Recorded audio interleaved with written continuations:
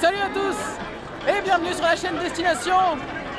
Nous sommes sur Shibuya Crossing, en plein cœur de Tokyo. Regardez ça, le monde qu'il y a, c'est incroyable. Vous voulez venir visiter avec nous? Allez, venez.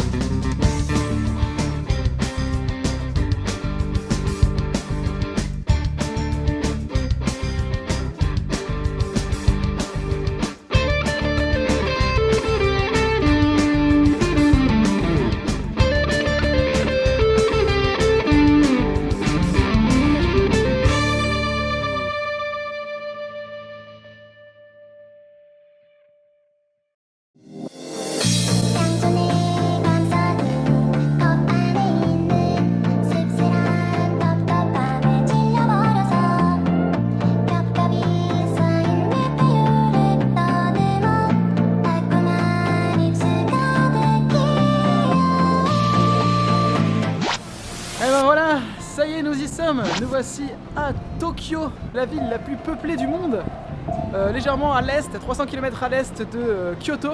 On est bien à Tokyo. D'accord. C'est très différent de tout ce qu'on a vu jusqu'à maintenant. J'ai vraiment hâte de découvrir la ville.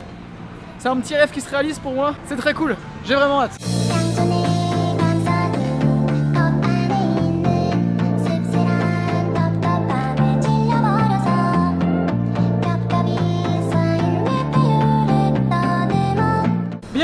Premier soir à Tokyo, et devinez quoi, on s'est dégoté un concert de J-pop. Alors ce soir, direction le Unit Club, à côté du quartier de Shibuya, pour s'enjailler un peu et voir à quoi ressemble la musique japonaise. Vous êtes prêts ?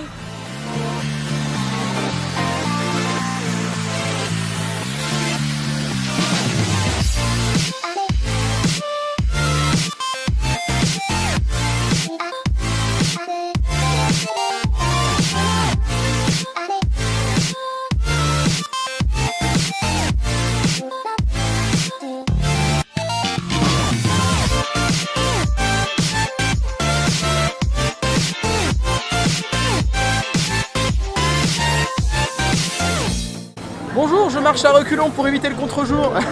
tu me guides, hein? Ouais, attends, ralentis un peu. Alors nous sommes actuellement au temple du Sensoji, qui est le plus gros sanctuaire de Tokyo. Parce que c'est pas tout ça, mais il n'y a pas que de la J-pop et des salles d'arcade à Tokyo, hein. Il y a aussi des trucs un peu plus spirituels. Alors on va visiter un peu tout ça.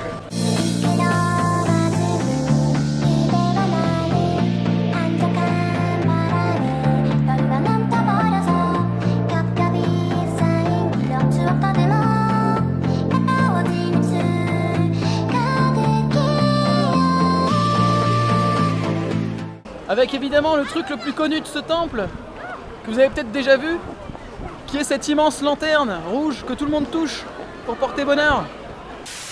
Alors, un des trucs rigolos à faire ici au Sensoji, c'est qu'on peut tirer son destin dans des petites boîtes avec des baguettes dedans, et on peut lire ce que l'avenir nous réserve. Alors on va essayer évidemment. Voilà, alors on a cette boîte là, on secoue et il y a une baguette qui sort et ensuite on sort la petite prière. Faut que tu fasses une prière avant. Voilà. Donc j'ai un bâton qui est sorti. C'est le même que toi, non? J'ai 2 barres, une croix et 2 petits trucs. Ouais, bah je sais ce que c'est déjà. Attends. Alors. Ah, faut en mettre dedans? D'accord. Alors, bas de fortune. D'accord, j'ai tiré un bâton de malchance. Il n'y aura aucun bateau pour franchir la rivière. Si vous désirez naviguer, le bateau sera avalé par des grosses vagues. D'accord. Je viens de tirer un truc de malchance. Génial. Alors, en fait, là, le truc qu'il faut faire, c'est l'accrocher à ce petit bâton pour conjurer le sort. Donc, du coup, c'est ce que je vais faire. Merde. Ah bah bravo. Ça, c'est pas bon. Toi, t'es foutu. Ça, c'est pas bon du tout. Bon, je vais certainement décéder dans un accident d'avion, apparemment. Hein. Dis pas ça, t'es dans le même avion que moi. Bah, ouais. Voilà, le sort est conjuré, espérons que ça ira.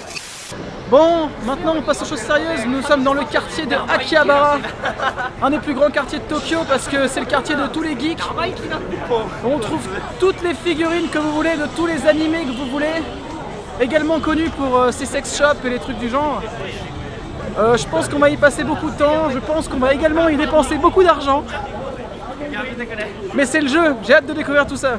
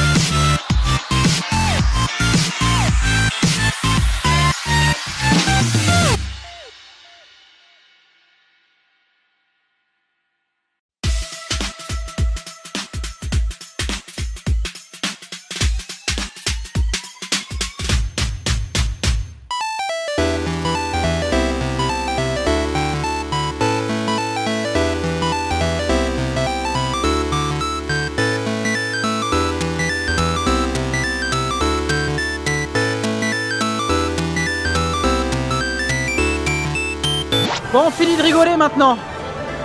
On s'apprête à rentrer dans une salle d'arcade japonaise. Et alors ici, les salles d'arcade, c'est pas des lieux en sous-sol glauque, hein. Coucou. C'est sur 4 étages, les mecs. 4 étages de jeux vidéo dernier cri, avec des gens à chaque borne.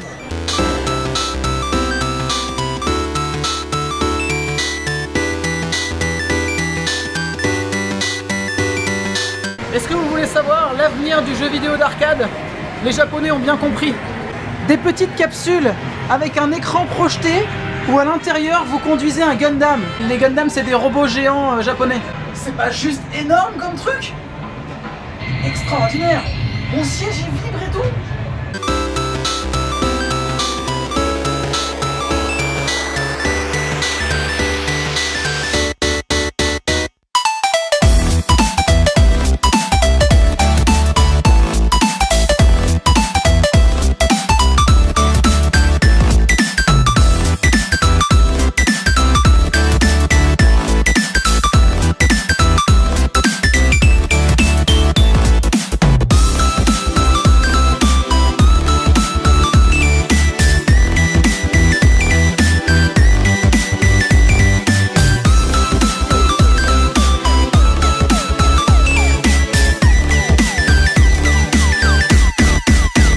Et regardez ça, on est dans un vrai restaurant bar à sushi. Et ça c'est super marrant parce que c'est vraiment typique ici à Tokyo. Regardez ça, on fait notre commande directement sur un écran. Et après, il y a les sushis qui arrivent sur le tapis. Vive la technologie, c'est quand même super. Alors, je suis carrément sur le cul parce qu'en fait, mon plat il est pas arrivé par le tapis roulant, il est arrivé par un petit train. Regardez. Regardez ça. C'est un train qui m'a apporté ma bouffe. C'est incroyable.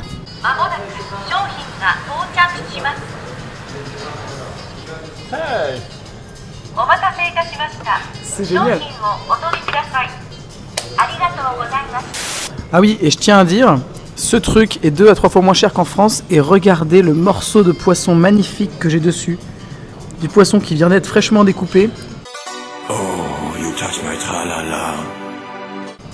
Ça a l'air super bon. A few moments later. Alors, si on en juge par la pile d'assiettes qui est en face de moi, c'était très bon. Voilà. Maintenant, je vais aller dormir pendant 4 ou 5 jours. Pas plus. Bon, nous sommes actuellement dans un endroit un petit peu particulier, profitez-en puisque c'est pas tous les jours que vous verrez ça. Nous sommes dans l'enceinte du Palais Impérial de Tokyo, qui n'est ouvert que 2 jours par an, le 23 décembre et aujourd'hui le 2 janvier, respectivement pour l'anniversaire et pour les vœux de l'empereur. Et donc aujourd'hui, on a notre petit drapeau japonais et on va pouvoir voir l'empereur exprimer ses vœux à son balcon.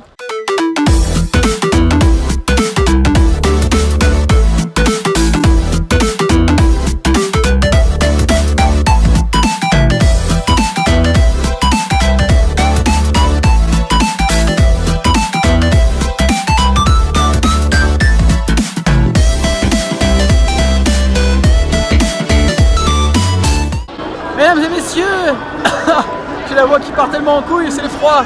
Bienvenue à Shibuya, le cœur de Tokyo, qui est un quartier que nous allons visiter ce soir. Mais ce soir est un soir un peu spécial, puisque c'est le soir du Nouvel An. Nous sommes le 31 décembre 2016, même si je sais que vous regardez cette vidéo sûrement plusieurs semaines, voire plusieurs mois plus tard.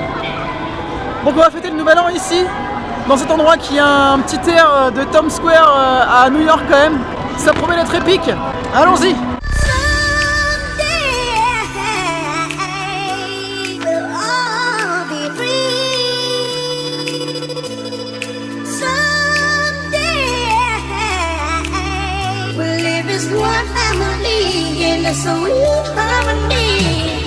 Mesdames et messieurs, vous êtes actuellement sur le plus gros passage piéton du monde, Shibuya Crossing, en plein centre de Tokyo. J'ai pas réellement de mots pour décrire ça, c'est des milliers de personnes qui traversent en même temps. C'est assez incroyable, en plein milieu de tous ces écrans. C'est la jungle urbaine, c'est vraiment impressionnant, vraiment.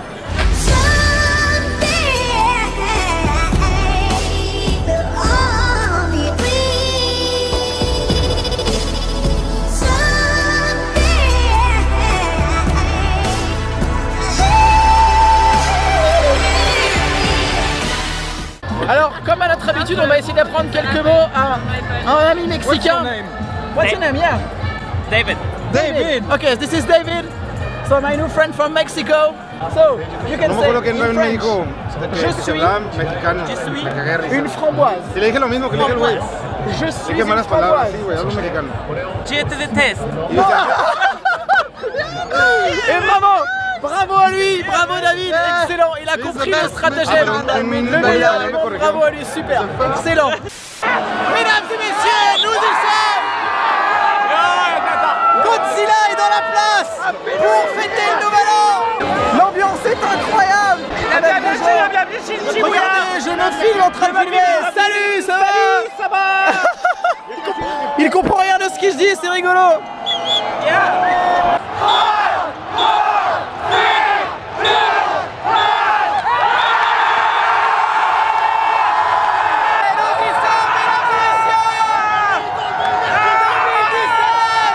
Regardez-moi ce bordel! Un peu en retard! Bonne année! C'est la deuxième fois d'affilée qu'on fête le Nouvel An ensemble, c'est quand même trop marrant, vous trouvez pas? Wouh! Allez! Moi je profite de ma soirée, je vous laisse! À bientôt! Voilà, on voit un qui est déjà bien cuit! Cuit!